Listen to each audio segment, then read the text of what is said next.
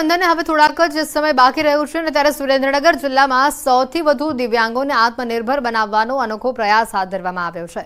આશીર્વાદ વિકલાંગ સેવા ટ્રસ્ટ દ્વારા સૌથી વધુ દિવ્યાંગ ભાઈ બહેનોને રાખડી બનાવવાની તાલીમ અપાઈ।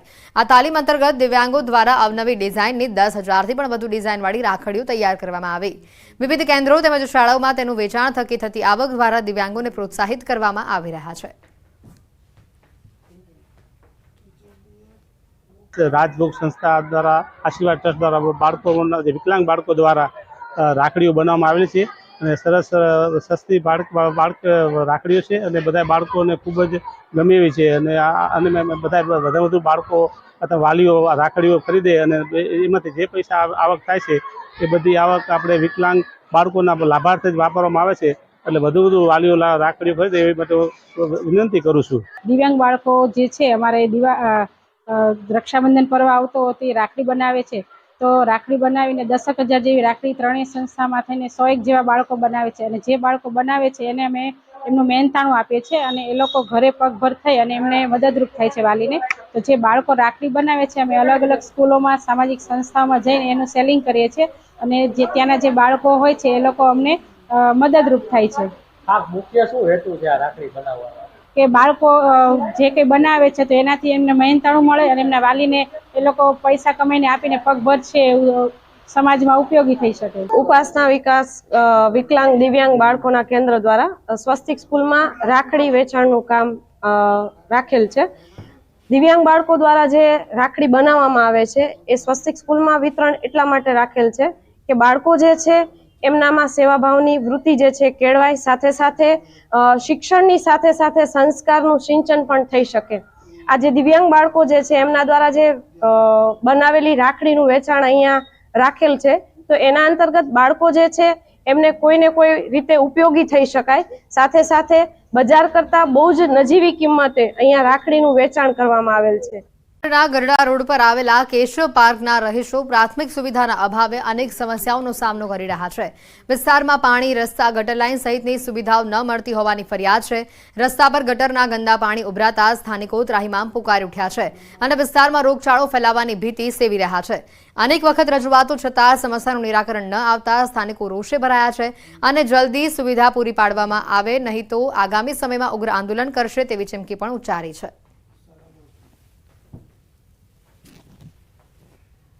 आ सोसायटी 10-12 वर्षथी बनेली है पण आ नहीं रोड के नहीं गटर कोई सारी योजना नहीं। अमे हाउस टेक्स कम्प्लीट भरवी छे तो छतां अमने आ सुविधा शा माटे एम अने बीजुं के आ ચોમાસાની तकलीफ एटली छे के एनी वात जवा दो के कई मोटा मोटा ढीसण हमारा खाडा है अने एवो मोटी मोटी मानगीओने आवे छे। आ रीते कोई नगरपालिका के कोई कलेक्टर कचेरी रजूआत करी, नगरपालिका में रजूआत करी छतां कोई पण आ तंत्र कोई आवतुं नथी। रोगचाळो आवे छे, छोकराओने मच्छर करड़े छे, ताव आवे छे, बधायने आइन पा गंदकी वेड़ो छे, कोई हामू नथी जोता केशव पार्क में। आ हालाकी तो शुं जो निशाळिया लोकोने आइथी हलाण छे बधुं बराबर छे। छोकराओ जो हाली एकता नथी पछी बधायने तेड़ी तेड़ीने मूकवा ओल्या पार करवा जवा पड़े छे अने ई गटરના ભૂંગળા તૂટી ગયા છે। વાહનની અવરજવર બહુ છે અને કોઈ રિપેર કરવા આવતું નથી। ભૂંગળા હજી એમનામ તૂટેલા છે।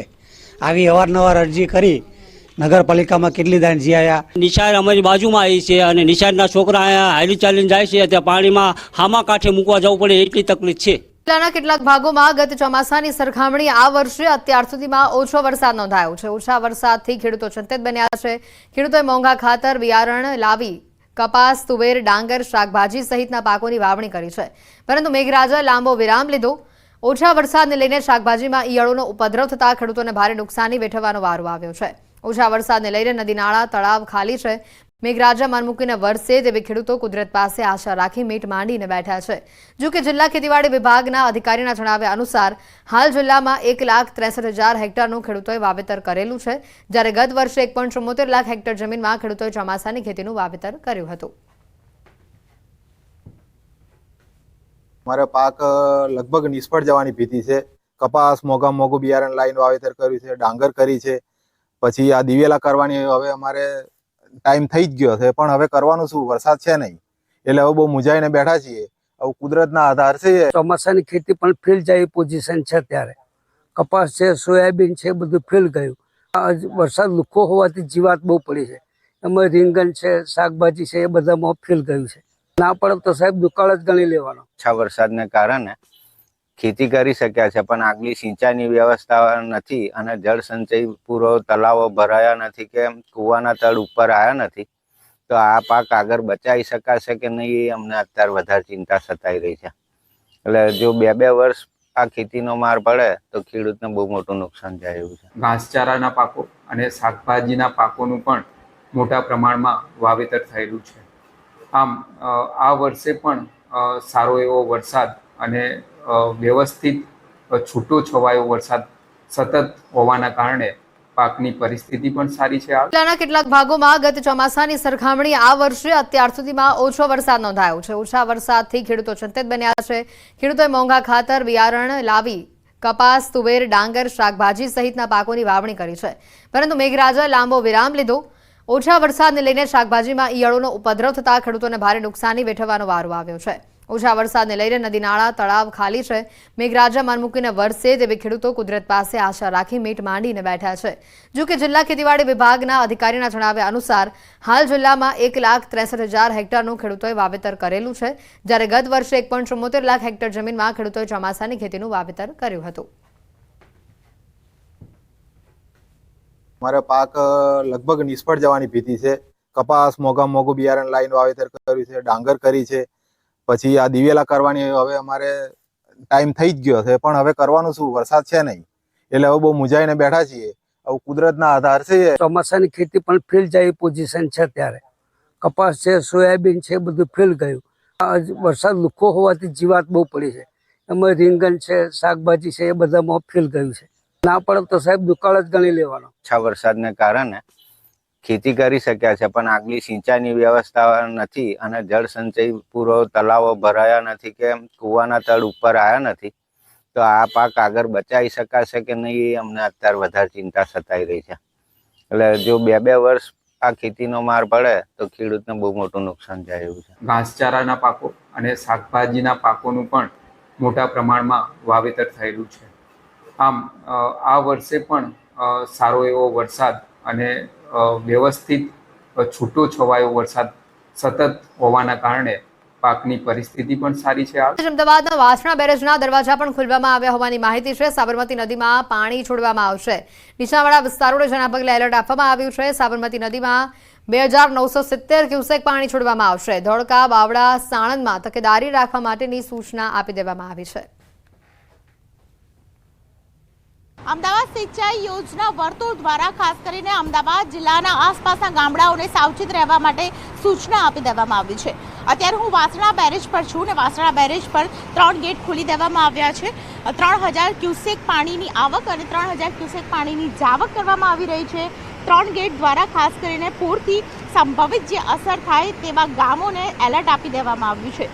સૌથી મહત્વની વાત છે કે અમદાવાદ જિલ્લાની અંદર સાબરમતી, સાણંદ, બાવળા, ધોળકા, વેજલપુર, વટવા અને દસક્રોઈ તમામ ગામોમાં આ પ્રકારની સૂચના આપી દેવામાં આવી છે, જેથી કરીને નીચાણવાળા ભાગોની અંદર જે ગામના લોકો રહે છે તે લોકોને સૂચના આપીને ત્યાંથી તેમને સ્થળાંતર કરવામાં આવે અથવા તો સાવચેતી ભર્યા પગલાં લેવામાં આવે. આ પ્રકારના જે કહેવાય કે એલર્ટ આપી દેવામાં આવ્યું છે સિંચાઈ યોજના વર્તુળ દ્વારા, જેથી કરીને નીચાણવાળા વિસ્તારમાં રહેતા લોકોને એક એલર્ટ આપી દેવામાં આવે.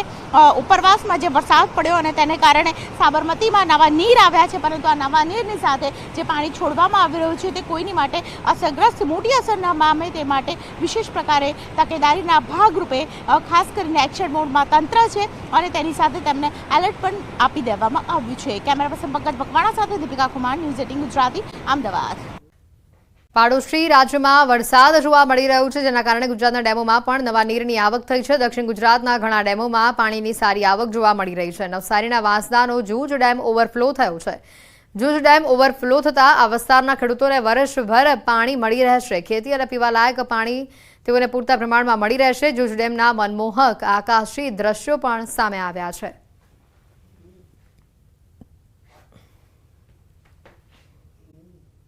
થી તસવીરો આવી રહી છે સામે પાટણના હારીજ તાલુકામાં વિરામ બાદ ધીમી ધારે વરસાદનું આગમન થયું છે। શહેર સહિત ગ્રામ્ય વિસ્તારોમાં વરસાદી માહોલ જામેલો જોવા મળી રહ્યો છે। હારીજ, બોરતવાડા, જુનામાકા, સરવાલ સહિત ગ્રામ્ય વિસ્તારોમાં વરસાદ જોવા મળ્યો છે। ધીમી ધારે વરસાદ વરસ્યો છે। આ વિસ્તારમાં વાવેતર કરેલા પાકોને આ વરસાદ ખૂબ જ ફાયદાકારક રહેશે તેવું જગતના તાજ જણાવી રહ્યા છે। રાજ્યના ઘણા ભાગોમાં છૂટાછવાયા વરસાદી ઝાપટા વહેલી સવારથી જોવા મળી રહ્યા છે। સમગ્ર ઉત્તર ભારતમાં અત્યારે ચોમાસું જામી ચૂક્યું છે। દિલ્હી, એનસીઆર સહિત હરિયાણા, પંજાબ, રાજસ્થાન, ઉત્તર પ્રદેશ, ઉત્તરાખંડ સાથે કાશ્મીર અને હિમાચલ પ્રદેશમાં પણ કાળા ડિબાંગ વાદળો છવાયેલા છે। ત્યારે હવામાન વિભાગે વરસાદને લઈને દેશના 23 રાજ્યોમાં આગાહી કરી છે। ખાસ કરીને પંજાબના અંબાલામાં ધોધમાર વરસાદ વરસ્યો છે।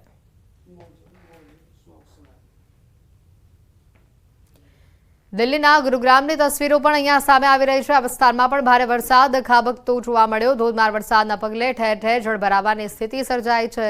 દ્રશ્યોમાં જોઈ શકાય છે કે ચોતરફ જળબંબાકાર છે। રસ્તા પર સૈલાબ જેવી સ્થિતિ સર્જાતા વાહન ચાલકોને ભારે હાલાકીનો સામનો કરવો પડ્યો। કેટલાક સ્થળે વાહનો બંધ પડી જવાની પણ ઘટનાઓ બની છે। રસ્તા પર નદીના પાણી વહી રહ્યા હોય તેવો ઘાટ ઘડાયો છે। આગળ બિહારની તો ભાગલપુરમાં ગંગા નદીના જળસ્તર વધતા પૂર જેવી સ્થિતિ અત્યારે ઊભી થઈ છે। મોતીચક ગામ બેટમાં ફેરવાતા સ્થાનિકોને ભારે હાલાકી વેઠવવી પડી રહી છે। લોકોના ઘરોમાં પાણી ભરાઈ જતા લોકોને ભારે નુકસાની વેઠવવાનો વારો આવ્યો છે। જોઈ શકાય છે તસવીરોમાં આ વિસ્તાર આખે આખો પાણીમાં ગરકાવ છે। કેડસમા પાણીમાંથી લોકોને પસાર થવું પણ મુશ્કેલી ભર્યું બની ગયું છે। લોકોના ઘરમાં પાણી ઘૂસતા લોકોની ઘરવખરીને મોટા પાયે નુકસાન થયું છે। રાજધાની દિલ્હીમાં વરસાદી માહોલ જામેલો જોવા મળી રહ્યો છે। ગાજવીજ અને ભારે પવનની સાથે મેઘરાજાની પધરામણી થઈ છે। ધોધમાર વરસાદ થતા વાતાવરણમાં ઠંડક પ્રસરી છે। દિલ્હીની તસવીરો ભારે વરસાદ હાલ દિલ્હીમાં પણ જોવા મળી રહ્યું છે। ધોધમાર વરસાદ વરસતા વાતાવરણમાં ઠંડક પ્રસરી છે। પૂરના શાહપુરામાં છેલ્લા 3 દિવસથી વરસાદી માહોલ છે। ભારે પવનની સાથે અનેક વિસ્તારોમાં ધોધમાર વરસાદ પડી રહ્યો છે। રસ્તા પર વરસાદી પાણી ફરી વળતા વાહન ચાલકોને હાલાકી વેઠવવાનો વારો આવ્યો છે। રાજસ્થાનના જયપુરમાં ધોધમાર વરસાદ જોવા મળી રહ્યો છે। જયપુરમાં ધોધમાર વરસાદ વરસવાના કારણે રસ્તાઓ નદીમાં પરિવર્તિત થઈ ચૂક્યા છે। જયપુરમાં ભારે વરસાદને લઈને લોકોને હાલાકી વેઠવવાનો વારો આવ્યો છે।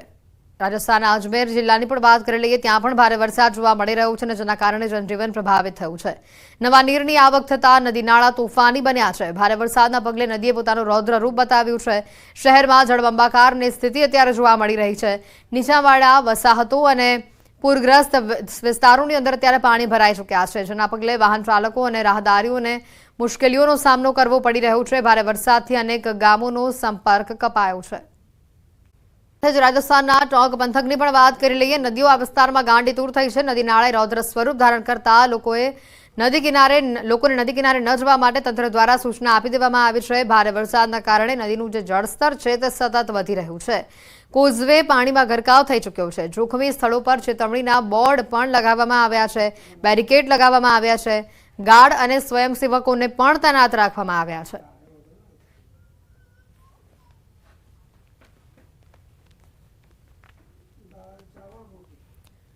સાથે રાજસ્થાનના ધોલપુરમાં પાર્વતી નદીમાં ઘોડાપૂરની સ્થિતિ ઊભી થઈ છે। ભારે વરસાદના પગલે પાર્વતી નદીનો પ્રવાહ વધતા પુલ પાણીમાં ગરકાવ થયો છે।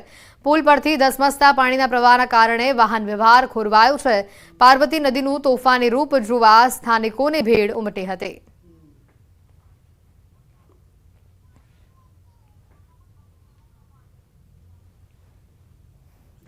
પાર્વતી નદી પરનો આ પુલ જે આખે આખો પાણીમાં ગરકાવ થઈ ચૂક્યો છે, છતાં પણ લોકો બાઇક લઈને આ રસ્તા પરથી પસાર થતા જોવા મળી રહ્યા છે। કેટલાક લોકો એકબીજાનો સહારો લઈને ચાલતા આ રસ્તા પરથી પસાર થતા જોવા મળી રહ્યા છે। મોટી સંખ્યામાં પાર્વતી નદીના આ રૌદ્ર સ્વરૂપને જોવા માટે આસપાસના લોકો પણ ઉમટ્યા હતા। ધોલપુરમાં પાર્વતી નદીમાં હાલ ઘોડાપૂરની પરિસ્થિતિ જોવા મળી રહી છે।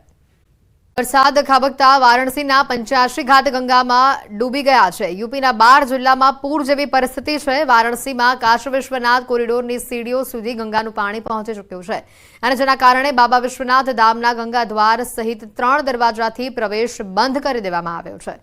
આ તસવીરો તમે જોઈ શકો છો। કમરથી ઉપરના પાણી આ વિસ્તારમાં ભરાઈ ચૂક્યા છે। 85 ઘાટ ગંગામાં ડૂબી ગયા છે। વારાણસીથી આ તસવીરો। યુપીના 12 જિલ્લામાં હાલ પૂરની પરિસ્થિતિનું નિર્માણ થયું છે। ઉત્તરાખંડના હરિદ્વારમાં પણ મેઘરાજા મેઘતાંડવ કરી રહ્યા છે. ધોધમાર વરસાદ થતા ચિલ્લા ડેમમાં ગાબડું પડ્યું છે. ડેમમાં ગાબડું પડતા જળબંબાકાર જેવી સ્થિતિ સર્જાઈ છે. ઋષિકેશ તરફથી આવતા લોકો જીવના જોખમે કોઝવે પસાર કરતા નજરે પડી રહ્યા છે.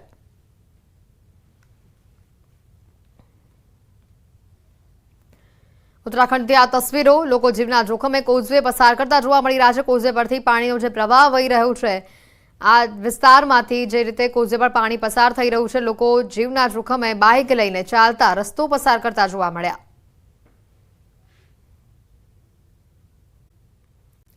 તો આ તરફ મુશળધાર વરસાદે હિમાચલ પ્રદેશની હાલત પણ બગાડી નાખી છે. સતત અને અવિરત વરસાદના કારણે હિમાચલની નદીઓ ગાંડીતૂર થઈ છે. ધસમસતા પાણી વહેતા થતા કેટલાક વિસ્તારો બેટમાં ફેરવાઈ ચૂક્યા છે. મંદિર પણ પાણીમાં ગરકાવ થયું હોવાના આ દ્રશ્યો સામે આવ્યા છે. તો આ તરફ પહાડી વિસ્તારોમાં પણ સ્થિતિ ભયાનક છે. ભારે વરસાદના કારણે ભેખડો ધસી પડવાની પણ ઘટનાઓ સામે આવે છે. ભેખડ ધસી પડવાની ઘટનાથી પહાડી વિસ્તારોમાંથી પસાર થતા વાહન ચાલકોને હાલાકીનો સામનો કરવો પડ્યો.